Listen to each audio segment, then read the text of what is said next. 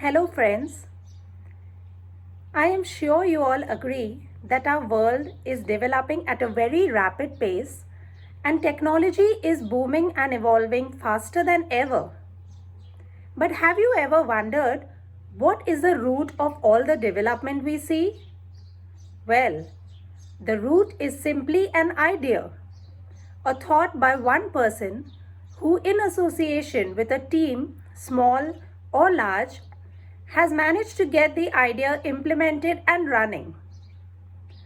But this idea transformation doesn't happen overnight. It is a very long process. And one of the first things to do in the beginning of this process is to draft a proposal. Now, there are various types of proposals: business proposals, marketing proposals, as well as technical proposals. So, today we are going to see the significance a technical proposal has for an engineer as well as other businessmen and entrepreneurs.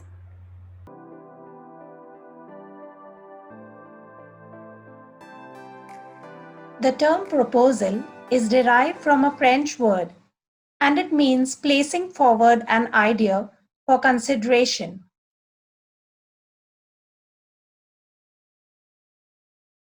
A technical proposal is a document where you introduce your product, explain how it can help solve the recipient's issue, identify the company's plan for execution, and provide technical details of the deal. So, where is a technical proposal used and in what situations? From companies to agencies and all organizations, technology is what gives a boost to enable quick processes, quality work, and accuracy. All technical products and systems used within an organization need to be continuously monitored and developed. There are many companies that create their own software system, but then there is also a lot of use of hardware. From a simple wire to a circuit system, a metal rod to another device or a huge machine, even to modify anything that already exists, a technical proposal needs to be drafted and submitted to the stakeholders for review. So, who thinks of this idea? And who asks for the drafting of the proposal? Let's take a look. Solicited and unsolicited. A solicited proposal is when someone else requests for the proposal or initiates the idea, asks for the proposal to be drafted. For example, your boss at the office is telling you to draft a proposal that has to be sent to another company. So the idea hasn't originated in your head, but it has been solicited by someone else. Whereas an unsolicited proposal is nothing but when you initiate the idea and decide to submit it for approval. While drafting an unsolicited proposal, it becomes easier because the idea is originally yours. And it is interesting to note that when your idea is unsolicited, there is more scope of it being accepted because you are both the creator and the author. Solicited proposals may lack clarity, conviction, and correctness. If the person drafting the proposal doesn't follow the idea solicited by another person.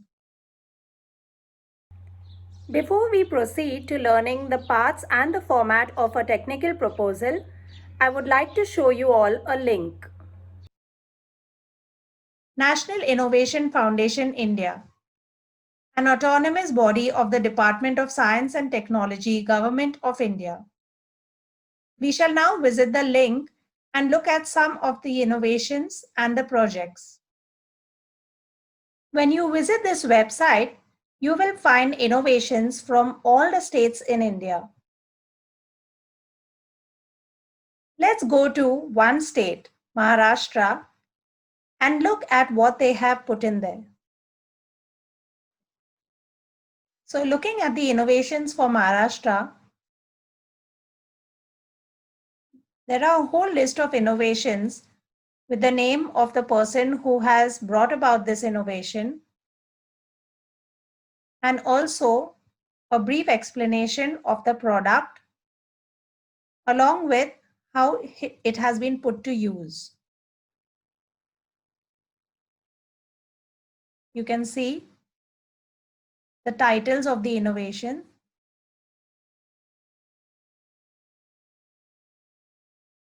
Now you'll find that most of these are very simple innovations brought about by very simple people who live in remote places in India. We have heard that necessity is the mother of all invention. And these examples show us that simple modifications in any existing system can lead to great transformation. However, none of this is possible without the drafting of a basic proposal.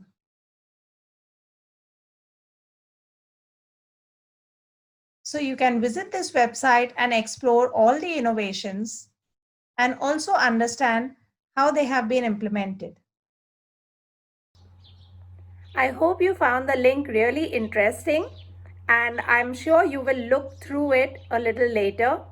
But for now, let us look at the parts of a technical proposal. The first part is the executive summary. The executive summary contains a brief summary of 1 page or less that gives an overview of the proposed work. It includes the primary purposes as well as the secondary purposes. The second part is the statement of the problem. In this, we need to give background that identifies the problem and provides motivation for why such an undertaking would be important or beneficial. So basically, we have to focus highly on the need for the idea to be accepted as well as implemented. The third part is objectives, under which you need to list 4 to 6 specific objectives which inform the reader what exactly you wish to achieve through the idea. Remember to begin each objective with the word to followed by a verb. For example, to demonstrate, to enhance, to optimize, followed by the rest of the sentence. A nice thing would be to use different verbs for each objective to avoid monotony. The fourth section, which is a very important section, is the technical plan. The technical plan is a breakup of the non-recurring cost, which can be put into a tabular format with a list of hardware and software mentioned, as well as the split-up cost. Provide technical justification for the proposed non-recurring cost so that the reader is convinced of the plan. The fifth section is the management plan. Identify the team management structure and list the qualifications and relevant experience of key team members so that the reader is sure of the experts handling the particular system. The sixth part is the cost estimate. This comprises of a summary of the cost involved in implementation of the idea. It also includes a breakup of the recurring cost, which is usually the annual expense for maintenance, wages of laborers, etc. Finally, we have the conclusion, which is just a brief statement of the overall aim of the proposal. Let me show you a sample format of a short technical proposal. I have used 2 separate Word documents. The first one is the cover page document, which has no page number. The other document comprises of the main pages of the proposal and the pages are numbered. Let's look at the title page of your proposal. The first thing you need to put down is the title of the proposal, which usually is the title of the project or the system that is being proposed. Then you have to add the name of the proposer along with the designation, depending on which field or domain the proposer is working in. Since this is a mock proposal, we have the designation of a student as student researcher. Next would be the name of the organization in which the proposer works in, or the company or agency. So since a student has drafted this proposal, the name of the institute has been mentioned along with the address, the month, and the year. So this is all about your title page. We will now move on to the main pages.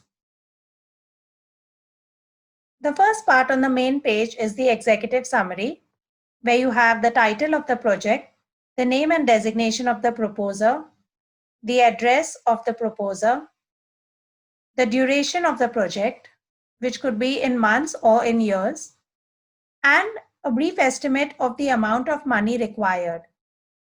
So there are two separate costs, the non-recurring cost and the recurring cost.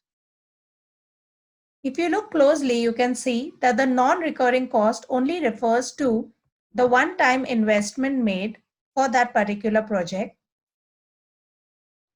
And the recurring cost is nothing but the annual maintenance cost. So if you look at the total of only the non-recurring cost, the recurring cost is much less comparatively because it only refers to the annual maintenance once the project has been implemented. The total of both non-recurring and recurring for 1 year is 46.40 lakhs. We then have the brief description where the need of this particular proposal has been specified. So challenges have been spoken about and how this idea can overcome those challenges. The main purposes, all beginning with the word to, followed by a particular verb: empower, create, enhance, control, and attract. These are broad objectives. And to back up these objectives, we have the secondary purposes. Now, these purposes usually are based on emotional appeal or logic. They are used to really convince the reader of your idea and to show that you are going a step beyond what is normally expected of the outcome. We then move to the main section, that is the statement of the problem. In this, we talk only about the challenges and the need to overcome these challenges through the idea that is being proposed. Next, we have the objectives. The objectives are similar to the primary purposes, only to be more specific in nature. That is, talking about short-term goals. Around 4 to 6 objectives are ideal. Next, we have the technical plan. The technical plan gives a breakup of the hardware as well as the software cost. So the estimated cost has been given along with justification as to why that particular equipment or software is needed.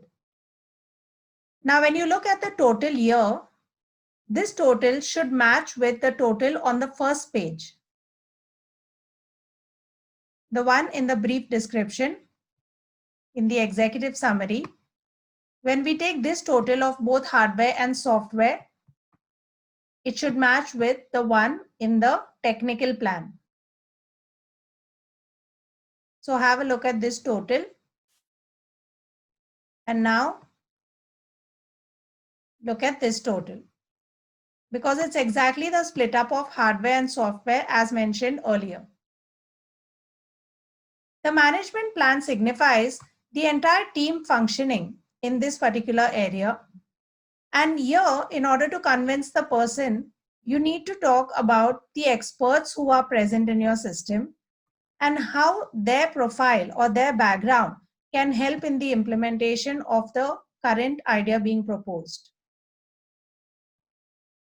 So some names with their designations could be mentioned along with a brief profile. The next section is the cost estimate section.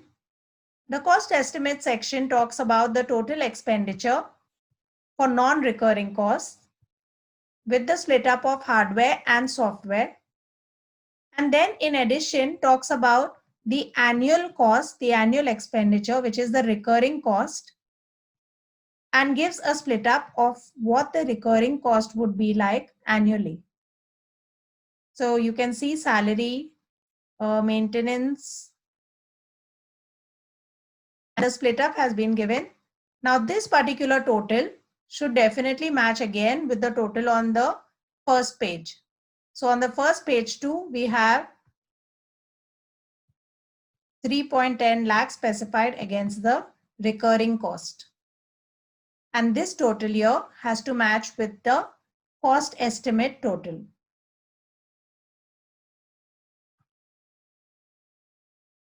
And we specify that the sum for this non-recurring expenditure is required for 1 year. The last section, which is a conclusion, talks about the aim of the proposal and the future scope of the proposal.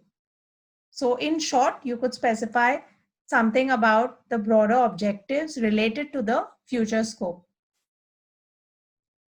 That's all about the format. I hope you are now confident about the parts of a technical proposal, and you have also connected with the format that I have just shown you. You will find the link to all the notes regarding this topic in the description of this video. So you can just go to the description in which you will find the link. And before we end, I would like you to look at the next slide where there are points on how you can proceed to framing your own proposal, and you can try it out for yourself and definitely send it to me for review.